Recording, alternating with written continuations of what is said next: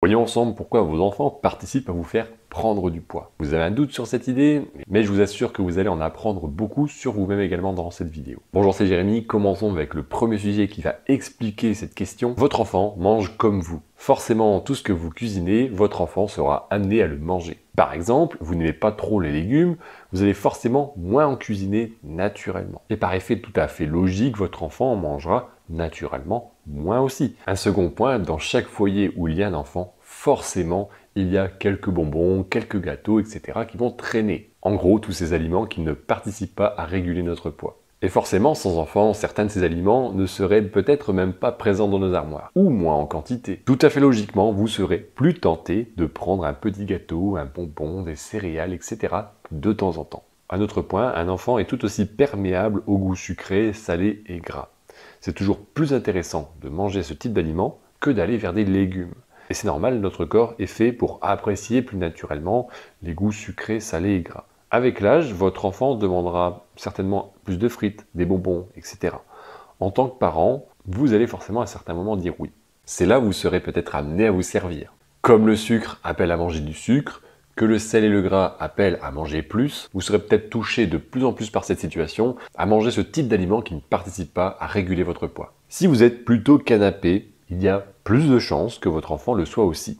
Si vous êtes plutôt dynamique naturellement, dans l'activité, les balades, sortir au grand air, il y a plus de chances que votre enfant suit le mouvement.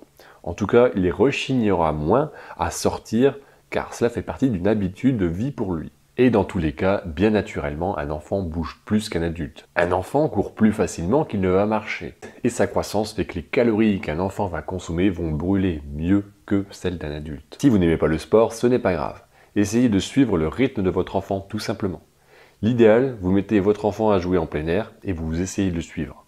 Et je vous assure que vous n'aurez pas besoin d'aller faire une séance de jogging ou de muscu après. Votre enfant enregistre et copie ce que vous faites. Et ça, votre enfant va l'enregistrer. Ça fait partie d'une culture familiale. Et oui, pour qu'un enfant se construise, il va se baser sur quoi? Sur ce qu'il vit avec ses parents, les professeurs, ses amis, ses activités, etc. En gros, toutes les fréquentations et les lieux qu'il est amené à fréquenter. Sans tomber dans le cliché, les habitudes de vie non adaptées aux besoins du corps s'installent parce que c'est l'enfant qui va le vivre et l'intégrer comme ça. Bien sûr, tout n'est pas la faute des parents non plus, ne tombons pas dans l'exagération.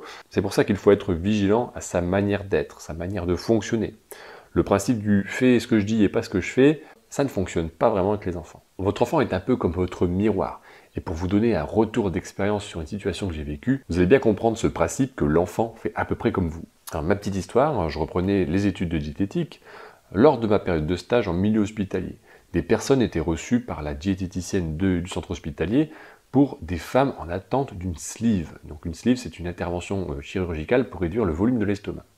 C'était donc des personnes avec du poids à perdre avant de pouvoir pratiquer l'opération. Un jour, une femme arrive avec son enfant, environ 12-13 ans. Il y avait la diététicienne, moi en tant qu'étudiant, la maman et son enfant. Et durant l'entretien, la diététicienne commence à se tourner un petit peu vers l'enfant, même si ce n'était pas lui l'objet du sujet du jour, pour constater qu'il y avait un excès de poids qui commençait à s'installer également chez lui. À ce moment, la maman se plaint que son fils mange de trop.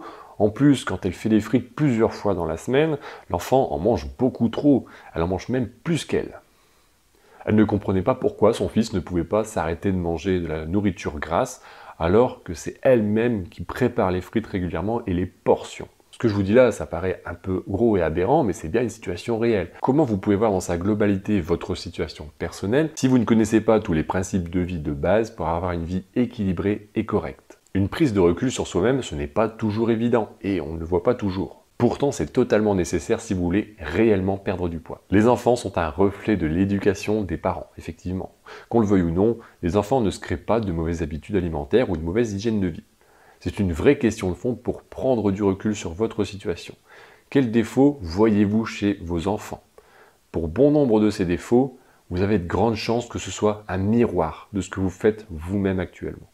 Alors je suis désolé, ce n'est pas plaisant peut-être à entendre, c'est une prise de recul encore une fois à avoir sur vous-même et sur vos habitudes alimentaires. Si vous souhaitez réellement faire un travail sur vous pour perdre du poids, je me tiens disponible pour un entretien téléphonique avec vous. On discutera ensemble de votre projet, de votre objectif et je vous présenterai ma méthode d'accompagnement personnalisée pour vous permettre d'atteindre votre objectif. Alors déjà, pour en apprendre un peu plus sur cette méthode, vous pouvez cliquer sur le lien juste en dessous de cette vidéo.